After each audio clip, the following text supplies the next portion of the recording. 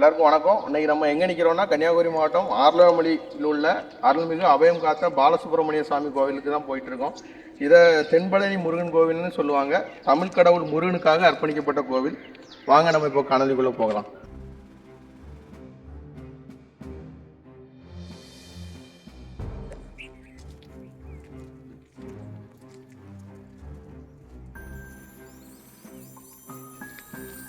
கன்னியாகுமரி மாவட்டத்தின் வட எல்லையான ஆர்லவமொழியில் அமைந்துள்ள இந்த தென்பழனி முருகன் கோவில் ஒரு சரித்திர புகழ் வாய்ந்ததுன்னு தான் சொல்லணும்.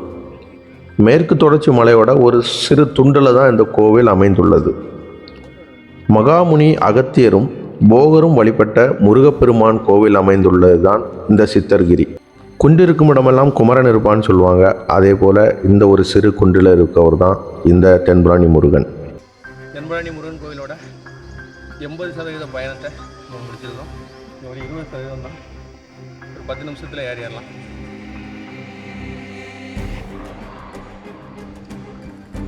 ஆல்மோஸ்ட் தென்பழனி முருகன் கோவில் வந்துட்டோம்.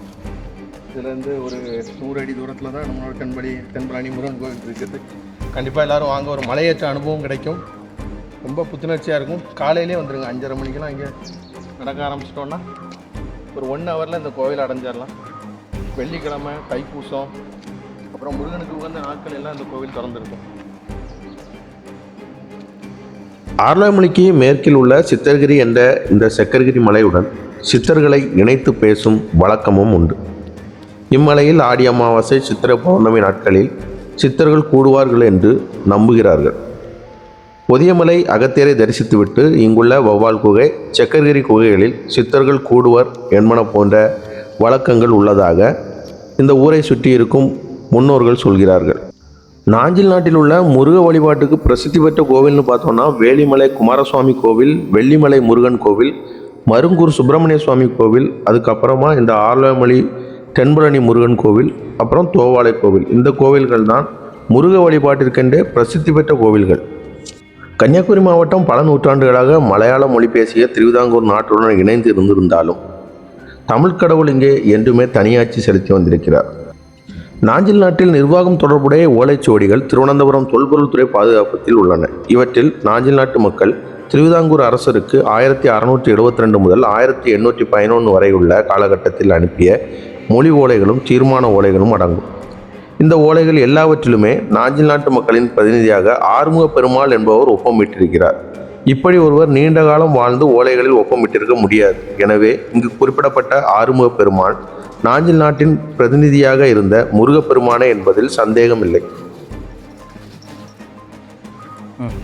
இங்கே பார்த்தீங்கன்னா சொனை தெரியும். இங்கேருந்து தான் தண்ணீர் எடுத்து இங்கே உள்ள முருகருக்கு அபிஷேகம் பண்ணுறாங்க. இந்த சொனைக்கு ஒரு கதை சொல்கிறாங்க. என்ன கதைன்னா, முருகர் வந்து மயிலேறி, அதாவது மயில் வாகனத்தில் முருகர் பறந்துட்டு இருக்கும்போது தண்ணீர் தாக எடுத்து இந்த மலையோட உச்சியில் வந்து வேலை வச்சு ஊனி அதிலிருந்து வெள்ளம் பீரிட்டதாகவும் அதுதான் முருகர் இங்கே அருந்தினதாகவும் இந்த ஒரு வரலாற்று செய்தி உள்ளது. கோவில் அபிஷேகத்துக்கு இந்த சுனையிலிருந்து தான் நீர் எடுக்கப்பட்டு அபிஷேகம் எல்லாம் செய்யப்பட்டது. இந்த கோவில் இருக்கக்கூடிய பகுதியிலிருந்து பார்த்தா இந்த ஆர்லவமொழி ஊரோட மொத்த அழகையும் ரசிக்கலாம். மேற்கு தொடர்ச்சி மலையும் இங்கே இருக்கக்கூடிய காற்றாலைகளையும் தோவாளை ஊரின் அழகையும் ரசிக்கலாம்.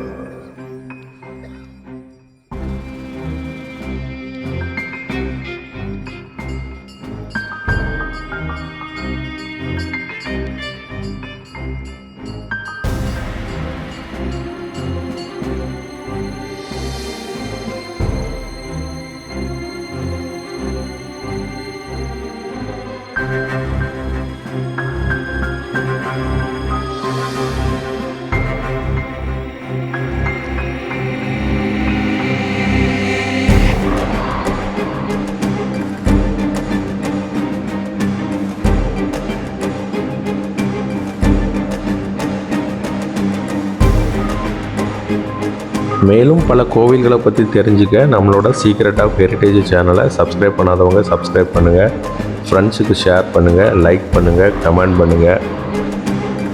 நன்றி.